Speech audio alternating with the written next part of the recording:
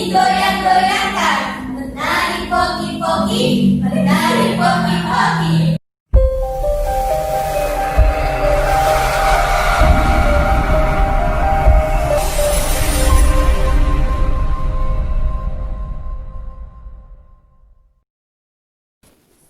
Hai, salam sahabatku. Kembali bersama saya di channel Sasai tentunya. Channel yang biasa mengulik tentang dunia psikologi dan kehidupan manusia dalam interaksi dengan lingkungan sosialnya.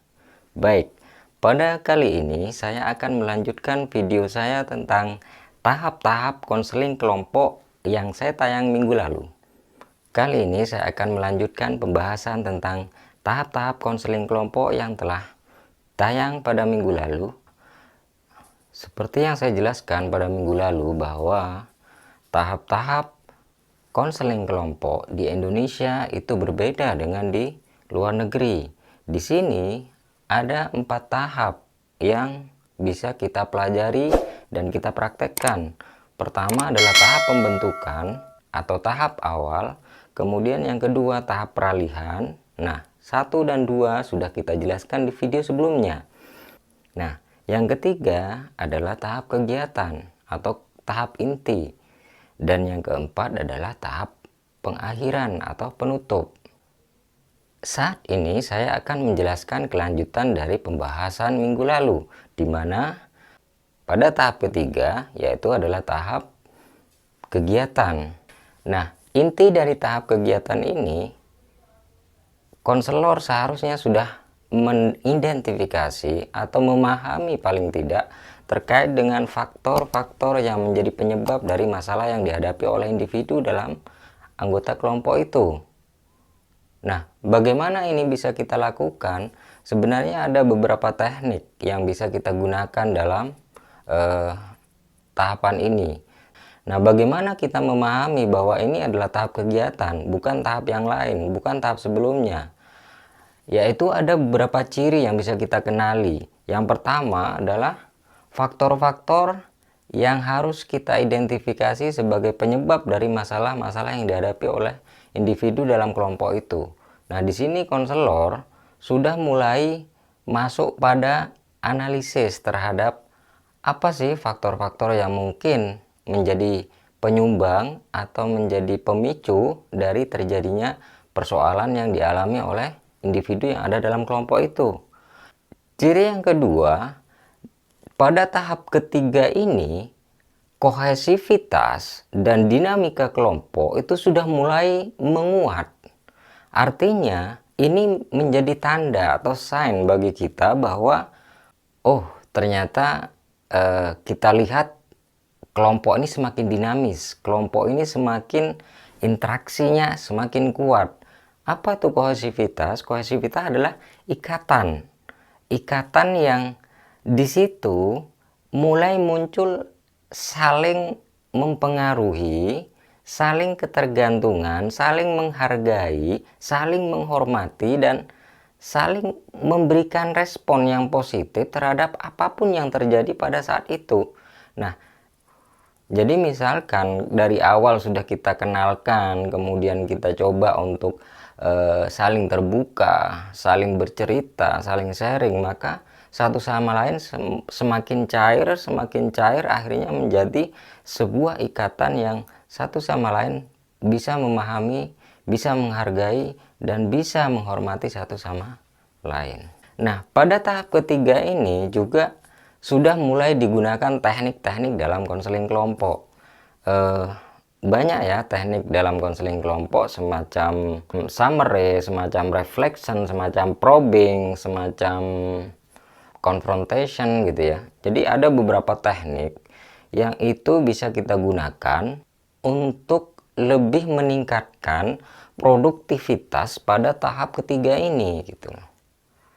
Nah, sehingga pada tahap ketiga ini kita sudah mulai memberikan stimulasi agar setiap individu dalam kelompok itu mengidentifikasi tujuan yang ingin dicapai itu sudah semakin jelas.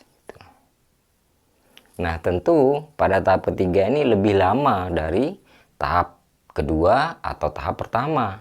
Kenapa? Karena disinilah inti dari tahapan konseling itu sendiri. Pertanyaannya adalah, apa yang harus dilakukan kalau kita sebagai mahasiswa ingin praktek melakukan konseling kelompok? Nah, pada tahap ketiga ini kira-kira apa aja yang harus kita lakukan? Yang pertama adalah kita mengarahkan setiap anggota untuk menceritakan masalahnya masing-masing. Bisa dimulai dari mana? Bisa dimulai dari siapa saja.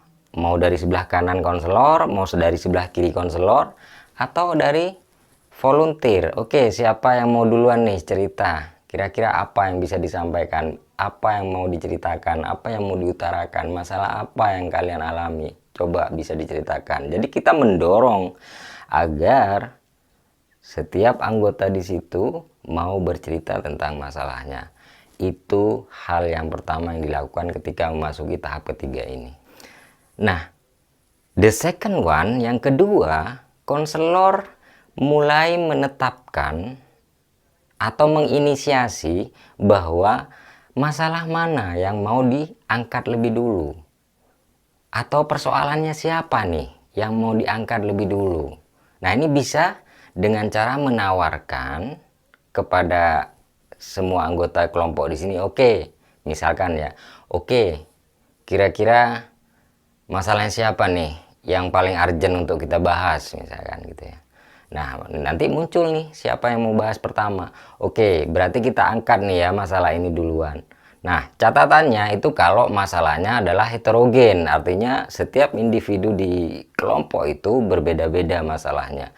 Tapi kalau masalahnya sudah homogen, ditentukan dari awal, maka ya kita lanjut aja, ngalir aja, kita bahas masalah itu dan ya akan lebih cepat kalau masalahnya homogen. Maka yang ketiga, membahas tuntas masalah yang sudah kita bahas itu. Artinya, ketika kita membahas tuntas masalah yang kita bahas itu, di sini perlu capability, skill, dan jam terbang konselor untuk membantu menganalisis, memberikan solusi, ataupun menstimulasi terpecahkannya masalah yang sedang dibahas. Paling tidak di sini konselor mampu mengidentifikasi faktor-faktor kenapa masalah itu muncul, kenapa masalah itu muncul, dan hal apa aja yang diakibatkan ketika masalah itu muncul. Nah, ini bisa kita paparkan, kita tawarkan, dan mungkin kita tanyakan. Nah, disinilah akan terjadi dialog, akan terjadi reaksi, dan akan terjadi respon dan tanggapan, akan terjadi feedback. Nah, untuk membantu bagaimana kita sebagai konselor memecahkan atau membantu menstimulasi tercapainya ketuntasan masalah yang kita bahas, maka pada tahap ini kita memerlukan teknik-teknik yang seperti yang saya bilang tadi. Ada summary, ada teknik probing, ada teknik confrontation, ada teknik reflection, ada teknik discussion. Itu bisa kita gunakan pada tahap inti ini. Dengan teknik-teknik ini sebenarnya kita terbantu untuk bagaimana konselor itu mengarahkan atau membantu terpecahkannya masalah yang dialami oleh individu yang ada di situ. Nah, bagaimana dengan approach? Ya, approach itu adalah pendekatan gitu ya, atau teori-teori konseling yang bisa kita terapkan dalam konseling kelompok. Nah, approach ini biasanya digunakan bisa dari awal pada tahap kegiatan pada tahap akhir. Jadi bisa juga digunakan pada tahap inti ini. Apa saja approach yang bisa digunakan? Banyak sekali. Misalkan mulai dari yang paling klasik ya, psychoanalytic, sampai behavioral, kemudian gestalt, client center, rasional emotif terapi. Nah, itu semuanya bisa kita gunakan pada tahap ini juga. Hal kelima yang bisa dilakukan konselor ketika memasuki tahap ketiga ini adalah bisa kita menyelipkan semacam selingan atau energizer yang sifatnya itu bisa memberikan refreshing gitu ya. Ya bisa berupa permainan psikologi, bisa juga kita memilih sesuatu permainan atau energizer yang mampu menstimulasi terpecahkannya masalah atau membantu internalisasi dari feedback yang diterima oleh satu sama lain ketika membahas masalah itu. Jadi pada tahap ketiga inilah kita juga sebenarnya bisa menggunakan selingan. Apalagi kalau selingan itu kita desain untuk mengarahkan atau mempermudah setiap anggota di situ untuk menemukan jawaban terhadap persoalan-persoalan atau mendapatkan pencerahan dari apa yang telah dilakukan pada saat itu. Nah, yang keenam atau yang terakhir pada tahap kegiatan ini adalah menegaskan komitmen pada individu yang tadi masalahnya diangkat. Jadi ketika masalahnya dia tadi kita bahas bersama, maka kita bisa menegaskan kembali kepada individu yang telah kita bahas. Jadi menegaskan komitmen terhadap masalah yang telah kita angkat ini kepada orang yang bersangkutan itu sebenarnya bisa dengan pertanyaan atau bisa juga dengan merefleksikan kembali apa yang disampaikan oleh orang yang bersangkutan tadi. Misalkan memastikan bahwa apakah selama ini kamu sudah mencoba untuk mengatasi masalah kamu? Apakah kamu sudah mencoba hal yang baru agar kamu keluar dari persoalan kamu? Apakah kamu pernah terpikir bahwa kamu akan begini-begini misalkan ya. Nah, ini bisa kita lakukan pada tahap ketiga ini sebelum menuju ke tahap penutupan atau pengakhiran. Tahap yang keempat dari konseling kelompok adalah tahap pengakhiran atau tahap penutup lah ya. Nah, kira-kira tahap pengakhiran ini apa ya yang bisa kita lakukan sebagai konselor?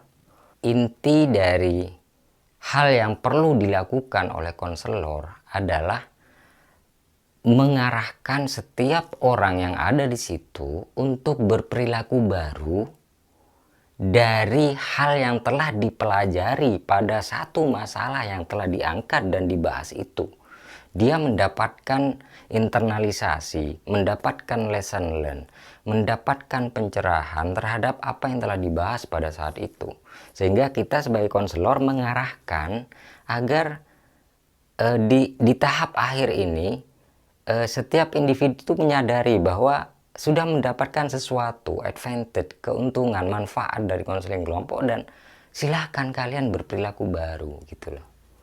Yang harus dilakukan pada tahap pengakhiran ini, yang pertama adalah menjelaskan bahwa waktu konseling akan segera berakhir. Baik adik-adik, kawan-kawan semuanya, bahwa kebersamaan kita ternyata sudah berlangsung selama hampir 1 jam, sehingga 5 menit ke depan mungkin kita akan berakhir. Nah, bisa saja disampaikan seperti itu atau seperti apalah redaksinya, terserah suka dari kalian sebagai konselor. Hal kedua yang bisa kita lakukan adalah kita menjelaskan bahwa kemajuan-kemajuan yang telah kita capai dari awal sampai akhir atau dari sesi sebelumnya sampai sesi saat ini, bahwa saat ini saya menilai bahwa perjalanan kita sampai seperti ini dan kalian sudah belajar banyak tentang berbagai hal, tentang bagaimana masalah dia, tentang masalah itu. Jadi kita di sini menyampaikan bahwa setiap individu di dalam kelompok itu sudah mencapai kemajuan seperti ini sebenarnya, agar setiap individu yang ada di situ lebih menguatkan kembali bahwa nilai-nilai konseling kelompok yang telah kita lakukan ini sebenarnya betul-betul memberikan advantage yang sangat kuat terhadap diri, baik disadari maupun tidak disadari. Hal yang ketiga, kemudian kita bisa menanyakan kembali nih gitu ya, menanyakan kembali kepada audien atau konseli. Oke, boleh tidak kalau saya minta satu kesan pesan lah dari salah satu orang misalkan. Atau kita secara bergilir, oke, apa yang telah kita lakukan 1,5 jam ini, kira-kira pelajaran apa yang kamu bisa pelajari misalkan. Baik, dalam 1,5 jam ini kita sudah melakukan kegiatan konseling kelompok. Kira-kira pelajaran apa yang telah kalian dapatkan? Mungkin dari dari kamu gitu ya. Ini adalah hal yang mungkin bisa kita lakukan lagi pada tahap pengakhiran. Kita meminta kesan-pesan mereka. Gitu ya. Selanjutnya, hal yang keempat yang bisa kita lakukan pada tahap pengakhiran adalah menjelaskan tentang kegiatan lebih lanjut. Apakah masih ada sesi lagi minggu depan ataukah tidak ada? Kalau tidak ada, sebenarnya ini bisa menjadi kesempatan kita untuk menjelaskan bahwa hubungan ikatan kohesivitas yang terjadi satu kelompok itu harapannya jangan berakhir hanya pada sesi konseling kelompok ini. Harapannya di luar sesi konseling kelompok, orang-orang yang ada di sini tetap terjadi koneksi, tetap jadi sahabat, tetap jadi kawan yang bisa saling bantu dalam mengatasi persoalan masing-masing. Nah, hal kelima yang bisa dilakukan oleh konselor pada tahap pengakhiran adalah closing. Kalau closing tuh menurut saya disitulah bagaimana konselor memiliki waktu yang sangat tepat untuk menyentuh sisi-sisi psikologis dari setiap konseling kita. Dari setiap klien kita bisa sentuh pada sesi closing itu. Kenapa? Karena di closing itu bisa kita misalkan melakukan doa bersama gitu ya. Jadi sebelum diakhiri, marilah kita berdoa dulu misalkan ya. Biasanya di closing ini kita melakukan refleksi. Kalau saya sarankan dalam closing ini sebelum berdoa dan salam, maka lakukanlah refleksi. Reflection di sini adalah menyentuh sisi-sisi psikologi dari setiap konseling yang ada di kiri. Baiklah, saya rasa karena memang waktu sudah tidak memungkinkan. Oke, bagaimana kalau kita pegangan tangan dan kita coba melakukan refleksi apa yang telah kita lakukan 1,5 jam dari awal sampai detik ini. Kita coba renungkan, kita coba ambil hikmahnya bahwa hal ini adalah awal bukan akhir. Oke, bagaimana kalau kita pegangan tangan dan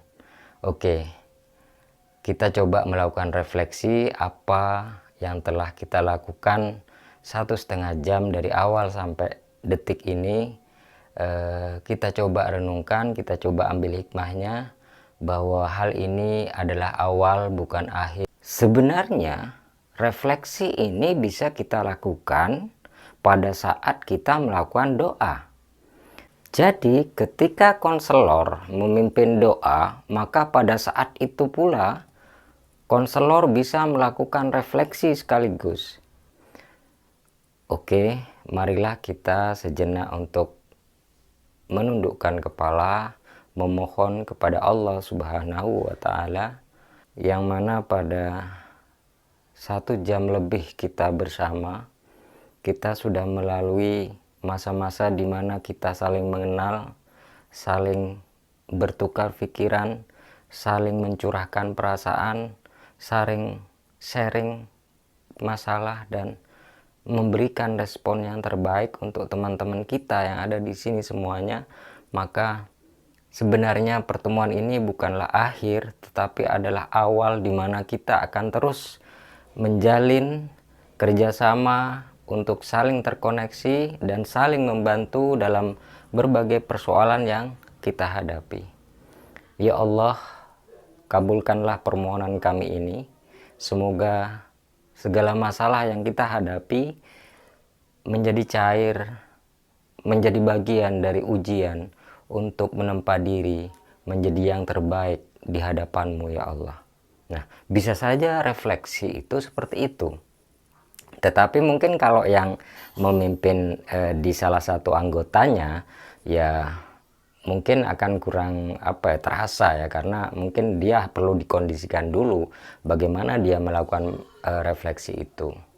Oke, saya rasa itu ya. Untuk selanjutnya saya ingin mengajak sahabatku untuk melihat tayangan tentang ilustrasi konseling yang menggunakan salah satu approach pendekatan sosiodrama yang diperankan oleh beberapa mahasiswa ya.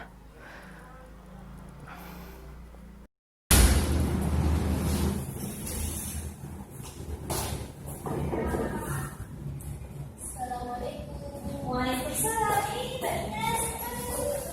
Waalaikumsalam. Gimana tuh ya? Nggak tahu, kayak lagi janji ya. Oh, kayak pasti udah disediakan ya. Ini duduk yuk, ganti yuk. Beresin dulu posisinya. Ya, Kak.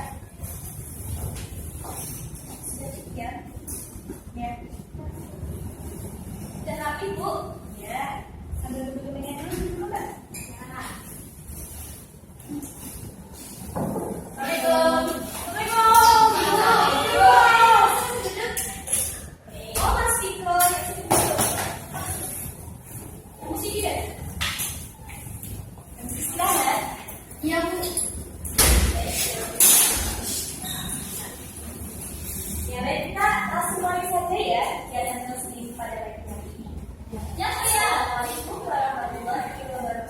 Waalaikumsalam warahmatullahi wabarakatuh. Ternyata ini kok ceria-ceria semua ya. Sudah sarapan? Sudah. Kamu? Kabarnya bagaimana ya anak-anak? Ibu gimana? Iya, sehat. Mau jalan di mana? Ya. Kamu nggak ada Instagram? Mana sih lama lagi? Ya. Oke. Wah.